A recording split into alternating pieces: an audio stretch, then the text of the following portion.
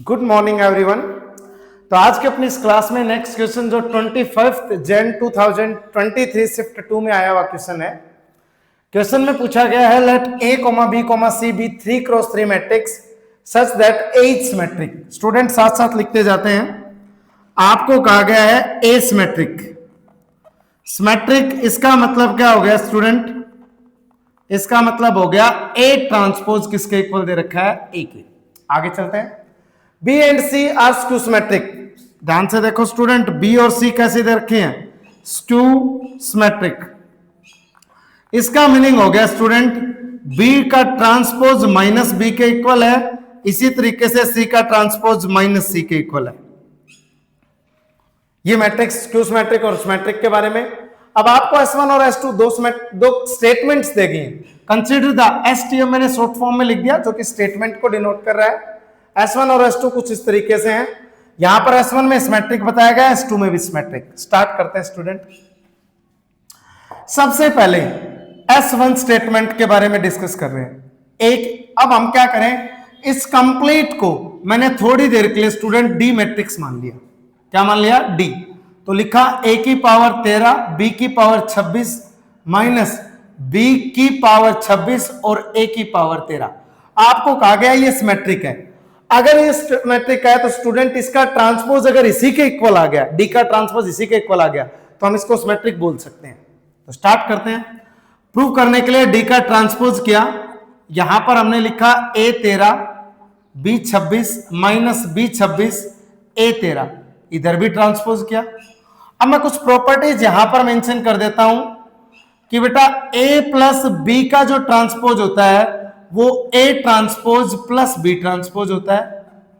दूसरा, अगर a into B का ट्रांसपोज अगर आपको करना है तो वो स्टूडेंट्स जो ट्रांसपोज होता है वो पीछे की साइड से आगे चलता है, मतलब b transpose into a transpose होता है। ये दो रिजल्ट हमने लिखे हैं।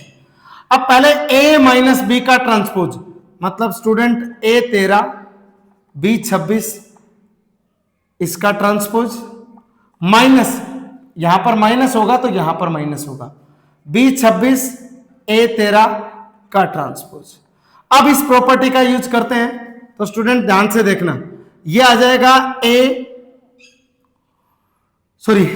पीछे की साइड से चलेंगे तो b 26 का ट्रांसपोज a 13 का ट्रांसपोज। ध्यान से देखते रहो स्टूडेंट, ये लिखा जाएगा a 13 का ट्रांसपोज और b 26 का ट्रांसपोज। एक बात और बता देते हैं, जो ट्रांसपोज और पावर्स हैं उनको हम इंटरचेंज कर सकते हैं। मतलब जो थर्ड प्रॉपर्टी हम लिख रहे हैं a की पावर n कुछ भी हो सकता है स्टूडेंट, कितने, एक इंटीजर नेचुरल नंबर कुछ भी हो सकता है, इसको हम लिख सकते हैं ट्रांसपोज की पावर n। यहां पर n जो है वो नेचुरल नंबर्स के बारे में डिस्कस करते हैं। आ जाओ, तो इसको लिख सकते हैं b ट्रांसपोज की पावर 26, इसको लिख सकते हैं a ट्रांसपोज की पावर 13, a ट्रांसपोज की पावर 13, b ट्रांसपोज की पावर 26। ध्यान से देखो स्टूडेंट, b ट्रांसपोज को मैं यहां से लिख सकता हूं माइनस b, तो मतलब माइनस b की पावर 26। बेटा 2 मिनट, चलो चलो, हाँ देख लो, चलो। a ट्रांसपोज को मैं लिख सकता हूं a, तो इसका मतलब a की पावर 13 माइनस यहां पर a की पावर 13, यहां माइनस b की पावर 26। ध्यान से देखो स्टूडेंट, यहां नेगेटिव की पावर अगर 26 करेंगे तो पॉजिटिव आएगा, तो b की पावर 26 a की पावर 13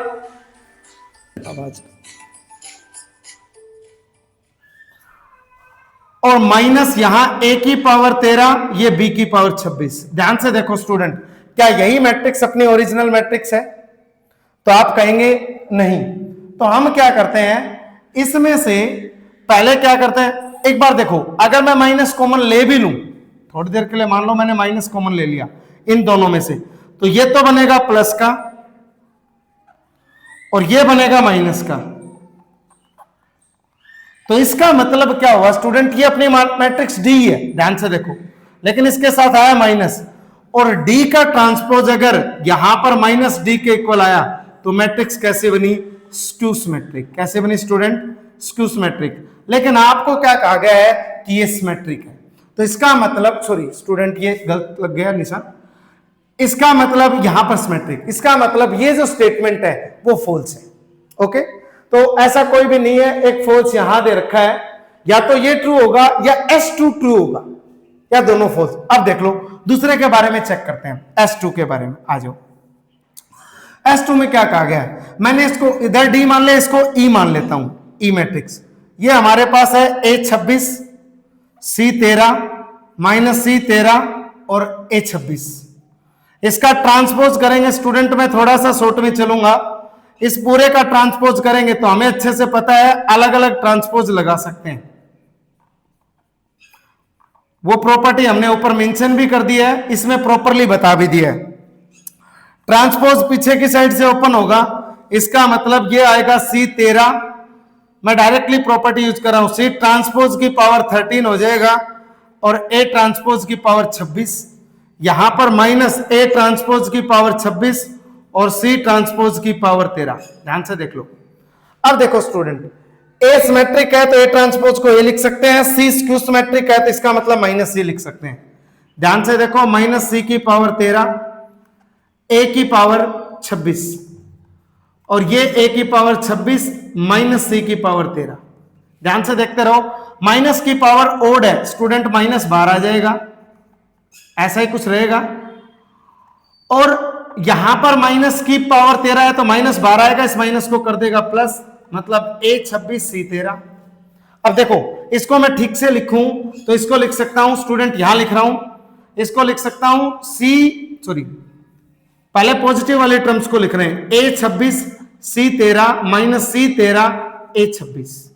अब ध्यान से देखो, क्या यही मैट्रिक्स अपनी ओरिजिनल है? यस, तो इसका मतलब हम बोल सकते हैं जो अपना E ट्रांसपोज किया है वो किसके इक्वल आया? E के, और E ट्रांसपोज अगर E के इक्वल आ गया, मैट्रिक्स कैसी होगी? सिमेट्रिक, और यहां पर आपको सिमेट्रिक ही बोला गया है।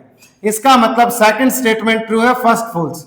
इससे related only S2 is true, मतलब ऑप्शन ए करेक्ट है स्टूडेंट, बाकी ऑप्शंस इनकरेक्ट है। ओके स्टूडेंट, एक बात और भी बता देता हूं, इसको इधर लिख दिया तो एक प्रॉपर्टी आप लोगों को अच्छे से पता है, मैट्रिक्स एडिशन में कॉम्यूटेटिविटी होल्ड होती है, मतलब a प्लस बी को आप b प्लस ए लिख सकते हो, कोई दिक्कत वाली बात नहीं होती। तो स्टूडेंट इससे आपका ऑप्शन ए करेक्ट है, बाकी ऑप्शन इनकरेक्ट हैं। इसी टाइप से आपको पीवाईक्यूज के सॉल्यूशन प्रॉपरली मिलते रहें। आप अपने चैनल एमएस क्लासेस को लाइक करें, शेयर करें एंड सब्सक्राइब करें। Thank you so much.